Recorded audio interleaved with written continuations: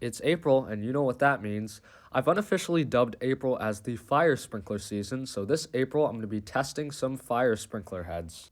In today's video, we'll be activating 4 different sprinkler heads: a concealed sprinkler head, a residential pendant sprinkler head, a commercial pendant sprinkler head, and an upright sprinkler head. So let's go ahead and get started. The first sprinkler head we'll be testing today is the concealed sprinkler head. These are a special type of sprinkler head which, unlike a traditional sprinkler head, which is visible at all times, the concealed sprinkler head is concealed, hence the name. These sprinklers are recessed behind the wall or ceiling surface, and the actual sprinkler is covered by some sort of disc, usually a flat white disc. When the sprinkler is not activated, all you see is a flat white disc, which makes these sprinklers extremely aesthetically appealing. Normally the covers of these sprinkler heads just screws on for easy installation. However, during a fire emergency, when the temperature at the sprinkler head reaches 135 degrees Fahrenheit, the front disc of the sprinkler head, which is just soldered on, will drop off. The deflector of the sprinkler head will then drop down, and the sprinkler will activate shortly after that. These sprinkler heads activate pretty much the same as any other sprinkler head. That glass tube up there is full of a liquid. When that liquid is heated, it rapidly expands, then that glass tube bursts. Once the glass bursts, that plug at the top that's holding back the water falls out and water begins to flow. I went ahead and installed this sprinkler head. You can see it's not recessed, so I put a piece of drywall behind this sprinkler head to simulate a ceiling. Let's go ahead and start the fire.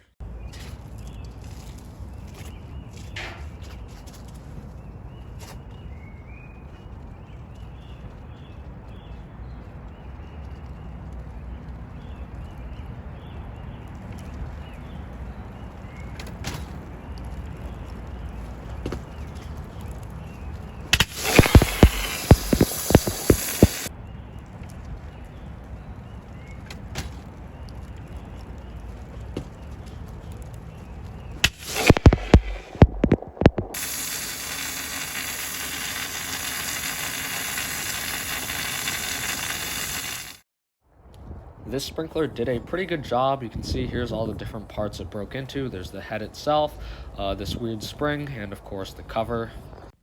Here are some slow motion shots. They're not the best quality, but you can kind of see how the cap just drops off and then the sprinkler head activates. The next sprinkler we'll be testing is a Rasco residential sprinkler head. This one works the exact same way as the other head we tested. It has a glass tube that bursts when heated. However, this one is a residential sprinkler. What this means is, aside from the fact that this sprinkler is white and a little more aesthetically appealing, this sprinkler head has a flat deflector, which means that the spray pattern on this will be a lot wider than that of a commercial sprinkler head.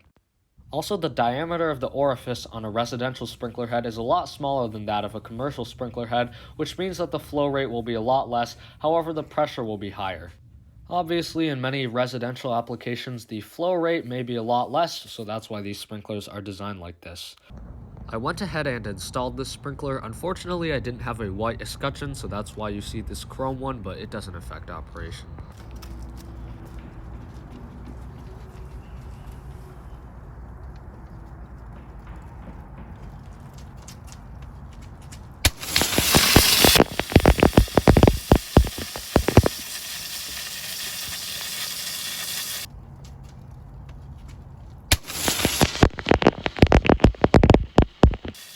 As you can see, this sprinkler activated and put out the fire.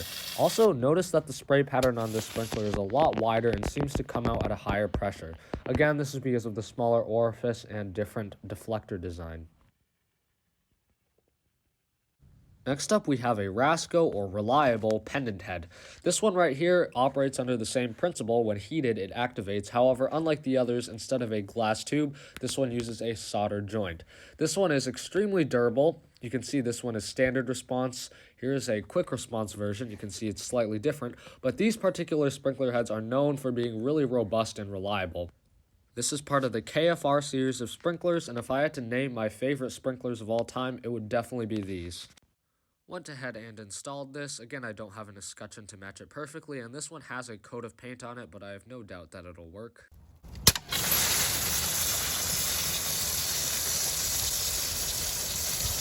As expected, the reliable sprinkler worked. You can see the fusible link broke into several different pieces here, and that's the plug.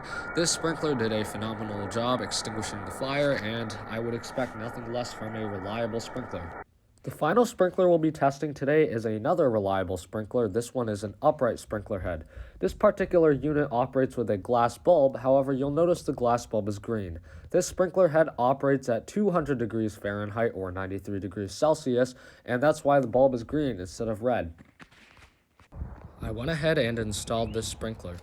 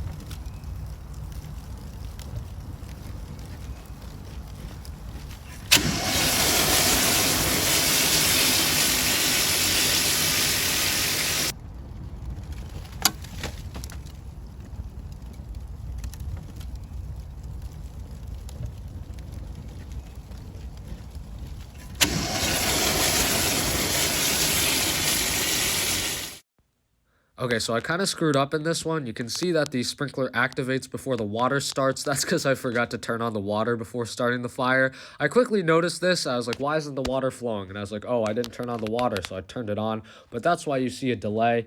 But either way, this sprinkler did do its job. It put out the fire pretty well. Probably would have done better if I actually turned on the water, but that's unfortunate. You can kind of see that the spray pattern this produces is like an upside down umbrella. Well, actually, it's just a regular umbrella, but that's that. At this point, all of the sprinklers have gone ahead and activated. You can see each of them are lined up here. We have the concealed head, the Rasco residential head, the KFR head, and then the upright head we just tested. Thank you for watching this video. I hope you guys enjoyed this sprinkler video, and I'll see you next April, or whenever I decide to make another one of these.